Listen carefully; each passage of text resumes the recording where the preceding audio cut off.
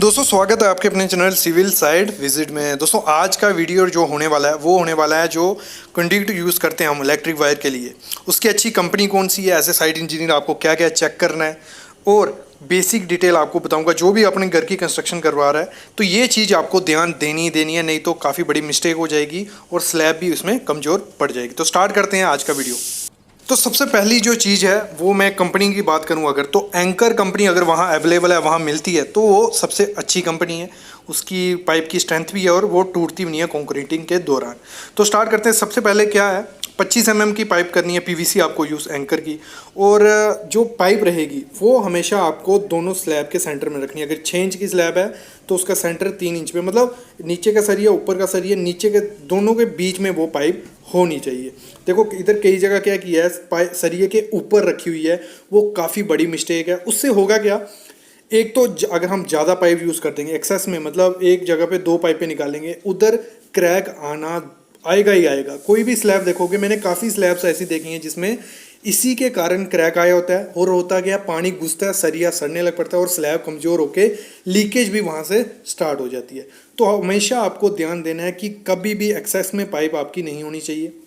और दूसरी चीज़, प्लानिंग के साथ आपको पाइप प्रोवाइड करनी है। ये नहीं है कि मतलब सब पाइपें ऐसे गमजोल जैसा ऊपर बना दो। ऐसे रखना है कि अगर फ़ैन की ज़रूरत है उस एरिया में तो फ़ैन का प्रॉपर प्लानिंग के साथ सेंटर में आपका फ़ैन आना चाहिए। और अगर 2 फैन रख रहे हो, कमरा है या लॉबी है, तो दोनों में डिस्टेंस प्रॉपर होना चाहिए।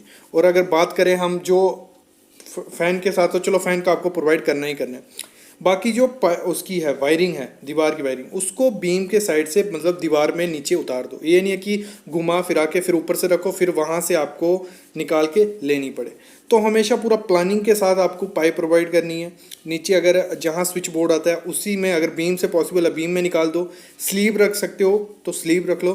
तो प्रॉपर प्लानिंग के साथ आपको हमेशा पाइप प्रोवाइड करनी है। अभी बात करते हैं हम और दूसरी चीज़, जब कंक्रीटिंग होता है, जैसे कंक्रीटिंग हो रही है और पाइप यहाँ पड़ी है, तो कंक्रीटिंग के दौरान आपको पाइप चेक करनी है। अगर एक भी जॉइंट निकल गया ना तो वहाँ डबल काम पड़ जाता है। और अगर आपने इलेक्ट्रिक का काम दूसरे ठेकेदार को दिया तो वो आपके माथे चढ़ जाएगा कि ये नहीं हो सकता, ये ऐसा ऐसा आपको करके देना पड़ेगा, वो डबल खर्चा पड़ जाता है। तो हमेशा ध्यान देना है जब भी कंक्रीटिंग हो तो पाइप के ऊपर कोई चढ़े नहीं, अगर चढ़े भी तो वो चेक कर लेना जो जंक्शन बॉक्स होता है उसमें से वो निकल नहीं गई हो। क्योंकि काफ़ी टाइम हमने देखा है जहाँ तो पाइप टूट जाती है उसमें कंक्रीट घुस जाता है, यहाँ क्या होता है जैसे पाँव रखते हैं जंक्शन में से वो पाइप निकल जाती है और वहाँ खाली बच जाता है और वहाँ कंक्रीट घुस जाता है। हमेशा वायर को आपको जीआई वायर जो रहती है बाइंडिंग वायर, उससे वायर को बांध देना है और प्रॉपर सेंटरिंग में वो प्रोवाइड करनी है। और कंक्रीटिंग के दौरान भी आपको ध्यान देते रहना है।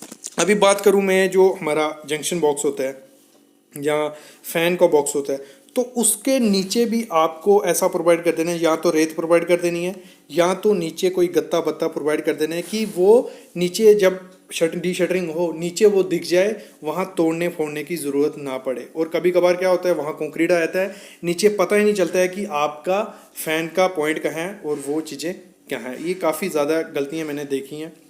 अगर मैं अगली की बात करूँ, जो आपका जंक्शन बॉक्स होता है उसको प्रॉपर से टेपिंग कर देनी है, बॉक्स को बंद कर देना है। क्योंकि जहाँ से 3-4 उसको इनलेट होते हैं तो 2 जगह डाल दी, तीसरी जगह नहीं डाली, तो वहाँ आपको पैकिंग वगैरह कर लेनी है कि कंक्रीट अंदर नहीं घुसे।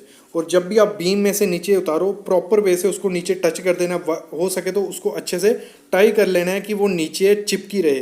कभी कभार क्या होता है नीचे बीम में नीचे डाल दी लेकिन उसको टाई नहीं किया, बांधा नहीं, और वो थोड़ी ऊंपी हो जाएगी, नीचे कंक्रीट आ जाएगा, वो नीचे दिखेगी भी नहीं कि कहाँ आपकी पाइप आ रही है।